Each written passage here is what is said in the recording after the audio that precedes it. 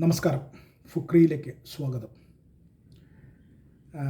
RCBയുടെ Josh ഹേസൽവുഡും Bhubaneswar കുമാറും ഈ IPL എന്നല്ല, IPL മറ്റെല്ലാ ക്ലബ്ബുകളുടെയും ഓപ്പണിംഗ് ബൗളർമാരിലെ ഒരു പടി മുന്നിലാണ് ഇവർ രണ്ടുപേരും.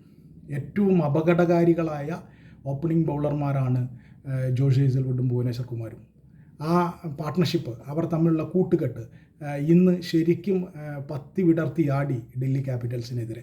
7 വിക്കറ്റാണ് രണ്ടുപേരും ചേർന്ന് വീഴ്ത്തിയത്. അതിൽ 6 പവർ പ്ലേയിലായിരുന്നു. അതിൽ 6 വിക്കറ്റും ഇവർ രണ്ടുപേരും 3 വിക്കറ്റ് എടുത്ത് പവർ പ്ലേയിൽ 6 വിക്കറ്റാണ് വീഴ്ത്തിയത് RCBക്ക് വേണ്ടി. വെറും 8 റണ്ണാണ് ആ ഘട്ടത്തിൽ ഡൽഹി ക്യാപിറ്റൽസിന് ഉണ്ടായിരുന്നത്. 8 റൺ എടുക്കുമ്പോഴേക്കും 6 വിക്കറ്റ് അവരുടെ നഷ്ടമായിരുന്നു. ആ 6 വിക്കറ്റും ഇവർ പങ്കിട്ടെടുത്തു.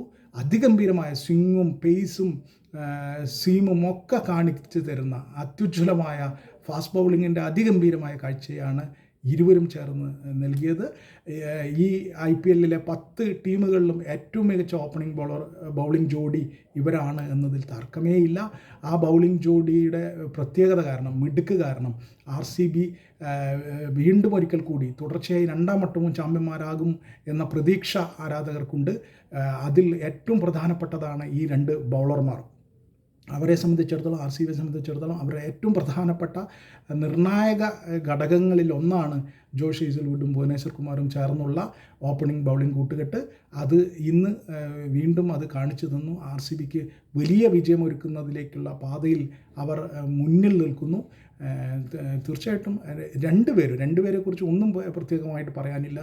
നന്നായി പന്തെറിഞ്ഞു, നല്ല ലൈനിലും ലെങ്ത്തിലും പന്തെറിഞ്ഞു, നല്ല സ്പീഡിലെറിഞ്ഞു.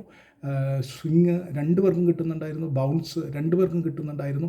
അങ്ങനെ ഫാസ്റ്റ് ബൗളിങ്ങിൻ്റെ എല്ലാ മനോഹരിതകളും ചേർന്ന് ഉള്ള ഒരു കൂട്ടുകെട്ട് ബൗളിംഗ് ആയിരുന്നു ജോഷ് ഹേസൽവുഡും ഭുവനേശ്വർ കുമാറും നടത്തിയത്. അതൊരു വല്ലാത്ത കാഴ്ച തന്നെയായിരുന്നു ഈ ഓപ്പണിംഗ് ബൗളർമാരുടെ.